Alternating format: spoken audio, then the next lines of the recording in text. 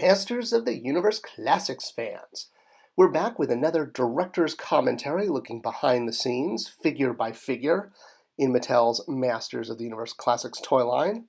Brought to you by me, Scott, ToyGuru Neitlich. I was the brand manager for 95% of MOTU Classics at Mattel, except for like the last handful of figures, although I was still kind of there for the planning phase. Anyway, that's pulling straws. The point is, we're going figure by figure, and today, as you may have figured out from this little clip, we're doing Whiplash. He was one of my favorite figures as a kid, as far as like the villains. My favorites was Stratos, I've said that before, but Whiplash was definitely of the bad guys. I think one of my kind of top three-ish, Spikor, Trapjaw, Clawful. Okay, I like them all. But what can I say? The bad guys are just awesome. I mean, the bad guys are way cooler than the good guys. Really? I mean, can you argue with that? I don't know. They just, they get all the cool stuff like giant claws and whippy tails and spiky armor. And all right, I'll stop with that. Let's get back to Whiplash. So Whiplash was an interesting figure because he was composed of shared parts between some existing figures and shared parts that we didn't quite have yet, but we knew we were going to be able to use for multiple figures down the line. Things like the chest and the legs and lower arms, I think. So this was kind of going to be one of those key figures. It was a slot to provide a lot of new tooling that we'd be able to use going forward. Originally, this slot was going to be Buzz-Off, another figure that used these shared parts, the legs with those little ridges and, again, the chest. Much like Stratos, Buzz-Off was one of my favorite flying good guys. Well, I guess if you're narrowing it down to flying good guys, that you only have those two. But I definitely liked flying toys when I was a kid. And so Buzz-Off, being a heroic warrior that could fly, went right up there in the category of cherished He-Man toys from my youth. And I really wanted a Buzz-Off MOTU Classics figure. What can I say? A lot of my work on this line was driven by my personal desire to have these figures. Now, the Horsemen, when we were reviewing the line with them annually at New York Toy Fair, we always sat down with them upstairs and went figure by figure. They asked if we could swap Buzz-Off and Whiplash. We actually reviewed like 4 years of slots with them at once so we can get their input. And the reason is I remember Eric specifically saying they wanted to figure out Whiplash's tail before they tackled Buzz-Off's wings from a logistics standpoint, from production standpoint. And as much as I wanted a Buzz-Off figure, I had no problem because I also loved Whiplash. So I said, okay, yeah, no problem. We will swap those two in the lineup, and we will do Whiplash first. So you guys could figure out the tail and how the chest works and the attachment pieces. So here you could see the new torso that would get used for a couple different figures. And again, this slot was designed to give us new tooling. We were investing in this slot. So it being Whiplash, versus one of the other characters that used this tooling was perfectly fine. Clawful being another one. And now that we have this tooling, of course, we could do Clawful, which Eric actually really wanted. Or, any number of Crab People action figures. Although I think, I guess Clawful did have his cousin in that one episode where they talked by clicks, but that's not the point. All right, so moving on from Crab People to Shakespeare, what's in a name? Well, in the toy industry, a lot.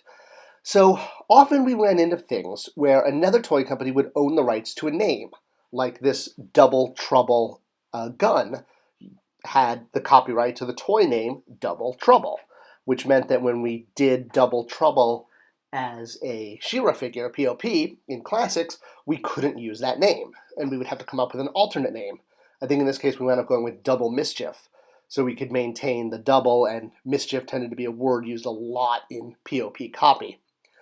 The same thing happened with Ninjor. So Bandai, now Hasbro, owns Power Rangers. Power Rangers had Ninjor, and so that meant that the name Ninjor was also off the table. So when it came time to release Ninjor in Classics, we had to also come up with an alternate name.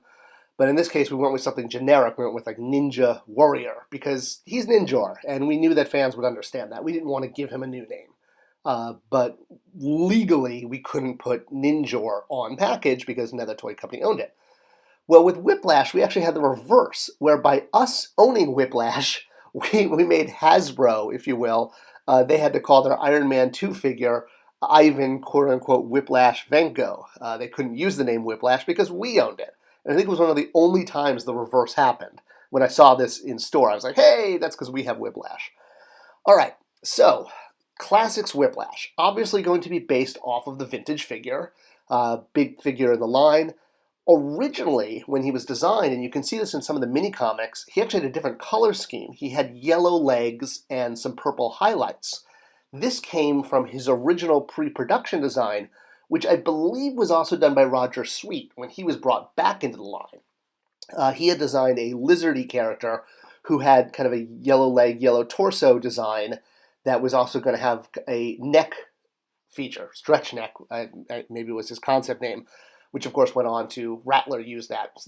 Toy designers never throw out concepts. You can see my video on how Major Matt Mason influenced MOTU for more about that. Concepts are always recycled. So Whiplash did lose the yellow, but his pure green look was pretty easy to translate into classics, especially because, he was, if you will, kind of a kit bash of existing parts, some Skeletor, arms, He-Man, trunks. When it came to looking at Whiplash, the vintage figure versus the 2000X figure, we kind of ran into the same issue we had with Count Marzo, if you want to go back and watch the Marzo video, which was the previous one in this series. So in 2000X, Whiplash, like all characters, had a little bit of a redesign. He got more spiky stuff all over him, more spikes on his tail, more, parts to his loincloth. And he was actually bigger. Like Beastman, he was a physically bigger character, and that was part of the design and aesthetic of the 2000X line. A lot of people even wanted bigger figures like that in 2000X, but with the toy line being aimed at kids, that really wasn't going to happen. Now, why 2000X didn't work, you could attribute that to a lot of different factors. Again, based on when the show aired, it moved around slots a lot. The toy line had a lot of He-Man variants. Whatever the reason, it left kind of a bitter taste in the mouth of a lot of people involved in it, viewing it more or less as a failed line. And the people who had worked on it, a lot of that management was still around at Mattel and basically didn't want 2000X elements in a new He-Man line. They wanted us to really steer into the vintage territory, which meant not doing a Whiplash 2000X head. Yet, Whiplash came with a 2000X head, and you might ask, wow, well then why did that happen when you were told not to do that? Well, basically, the Horsemen brought us the sculpt to Whiplash at New York Toy Fair. They did this a lot because they knew we wanted to display the new figures, and instead of mailing them, they would just bring them right to the show if it was more convenient or effective from a time standpoint. And they brought this head, the 2000X classicized version of Whiplash's head, and I put it out, and I probably should not have, because management, which was the same management that had previously worked on 2000X, again had kind of that bitter taste in their mouth from this line not performing well. And I put it out. I'm a big believer in kind of, if you show it, you've got to ship it. So Whiplash kind of became an exception because I put it out. What can I say? Now, years later, we did finally get to 2000X characters. Like, we have other characters from Whiplash's species with all those spikes and all the extra 2000X elements. And we even did a whole head pack. A reason for this is we basically had to wait out management turnover. Once new management came on board that hadn't been involved in the 2000X series, there wasn't that added sort of bitter taste. And they were like, yeah, fine, do 2000X heads. Enough time had passed. We basically waited them out. And that was kind of always the plan.